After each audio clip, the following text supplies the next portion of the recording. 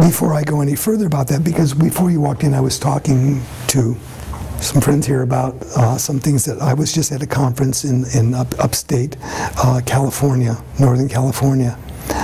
And what I was saying was, because it was about the idea of a grassroots revolution. That's what the theme was. It was Medicine Crow Live. And it was a really wonderful, wonderful group of people that was together. The top people in Ayurveda, some of the top Vedic astrologers. It was a great program. And the thing that I was saying in our portion, mine and Melanie's portion of it, was that really what we're looking at is something that was also mentioned by Namgyal Rinpoche at that time. And one of the things he said was that in the face of these things, in the face of what we're seeing, what we need to realize is that there needs to occur pockets of light. He says that's what people need. People are going to need to pull together, and they're going to need to pull together in the communities, or whether it's online or something, which makes it so that, I mean, I would say that, well, misery likes company. Is that, or is it that also what happens is, if you really believe in change, it will be at the grassroots level. It will be in the farmers' markets. It will be in terms of friends growing herbs and sharing herbs with friends. It will be things that are like that. Okay, there's going to be all sorts of grassroots, not vertical networks. I mean, I think that, I guess because we didn't get rich in the health food industry after all these years, what I would have to say at this point is it's going to be really hard to get rich in the health food industry at this point, simply because of the fact that so much of this is what is happening.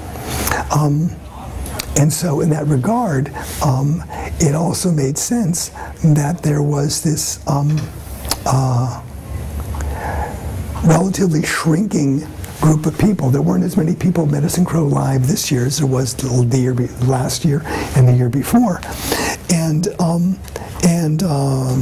RD was talking about the idea in terms of feng shui classes. They're also getting smaller. And I think that what I was reminded of by David Frawley, and I've mentioned it, now and then, but he was, I've never seen David as usual. I mean, he's a recluse. He's a Vedic recluse, and he doesn't really get himself bent out of shape very much. But what he was saying was that there's this total yammer of media that makes it so hard for people to focus. Constantly being bombarded. So that what ends up happening is it's very hard to choose. It's very hard to slow down.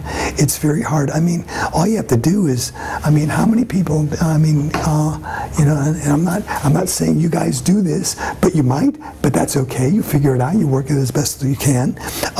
But how many people on airplanes are texting wildly before the plane goes off, and suddenly it's like this anxiety about getting in that last text message before they say, now seriously, shut these things down. And you can hear that the stewardesses are no longer being nice about it.